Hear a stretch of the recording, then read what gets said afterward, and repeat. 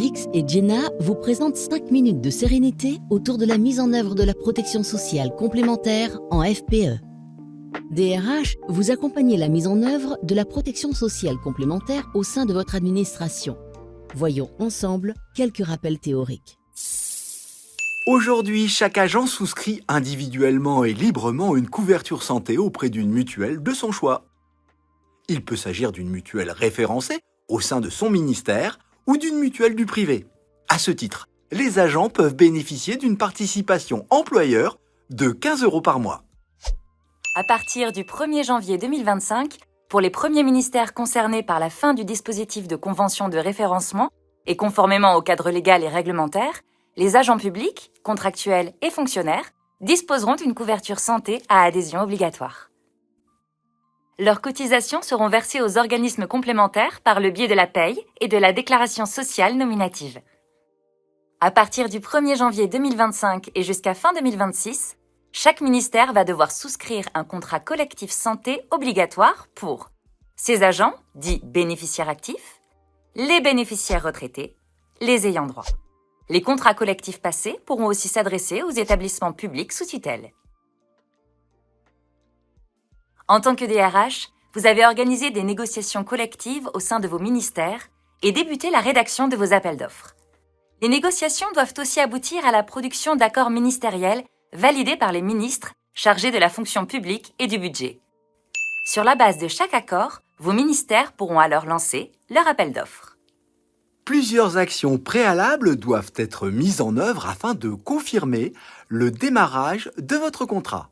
En premier lieu, vous allez devoir travailler en collaboration avec votre mission informatique RH pour adapter votre système d'information. Vous n'êtes pas seul dans cette étape puisqu'en parallèle, la DGFiP travaille à l'adaptation de son application de paye, le CISIR travaille avec la DGAFP à la mise à jour des règles de gestion du noyau de la fonction publique de l'État, l'adaptation du SIRH interministériel du CISIR, Renoir si cela vous concerne, et l'adaptation du concentrateur traducteur DSN pour réaliser vos DSN. Ensuite, il vous faudra préparer l'accompagnement de vos centres de gestion RH. La gestion de l'affiliation à votre contrat PSC nécessitera de nouvelles actions de gestion administrative et de gestion financière, comme la préliquidation de la paye. Les gestionnaires devront prendre en charge des opérations comme la gestion des demandes de dispense. Ils vont devoir appréhender un cadre réglementaire élargi de nouveaux processus métiers. Vous devrez accompagner les gestionnaires pour sécuriser leur montée en compétences. Un solide corpus documentaire et des formations leur permettront d'embrasser sereinement ce nouveau périmètre. Une fois l'organisme complémentaire choisi, le temps sera venu de communiquer auprès des agents.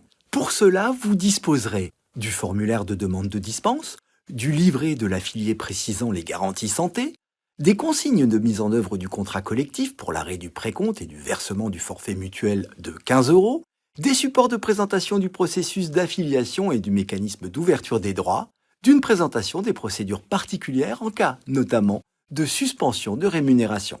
Cette communication devra permettre aux agents de comprendre l'impact sur leur situation du nouveau contrat collectif à adhésion obligatoire. Enfin, vous allez devoir accompagner vos services de gestion dans leurs tout premiers travaux. Vous allez devoir identifier dans le SIRH le périmètre des agents bénéficiaires actifs concernés par le contrat collectif. En effet, au moment de la mise en œuvre du contrat collectif au sein de votre ministère, les agents peuvent être dans différentes positions administratives. Certaines leur permettront d'être éligibles au contrat PSC alors que d'autres non. Vous devrez également traiter les demandes de dispense formulées par vos agents. Nous vous rappelons que le décret prévoit en effet des cas pour lesquels les agents peuvent être dispensés de la contractualisation obligatoire. Et enfin, préparez la paye au cours de laquelle le contrat démarrera. Au travers de ce nouveau dispositif, les directions des ressources humaines enrichissent les services aux agents en leur permettant de disposer d'une mutuelle santé employeur. Les employeurs participeront au coût de la mutuelle sur la base de 50% de la cotisation d'équilibre. La mise en œuvre de la protection sociale complémentaire imposera pour les directions des ressources humaines la mise en place d'une instance adaptée avec l'installation d'une commission paritaire de pilotage et de suivi, ou, au ministère de la Défense, un comité de pilotage et de suivi pour le contrat collectif couvrant les personnels militaires. Ces instances participeront notamment à l'évaluation des contrats collectifs et à la fixation des cotisations d'équilibre. En conclusion, vous l'aurez compris, le sujet de la PSC va être un enjeu majeur pour les DRH.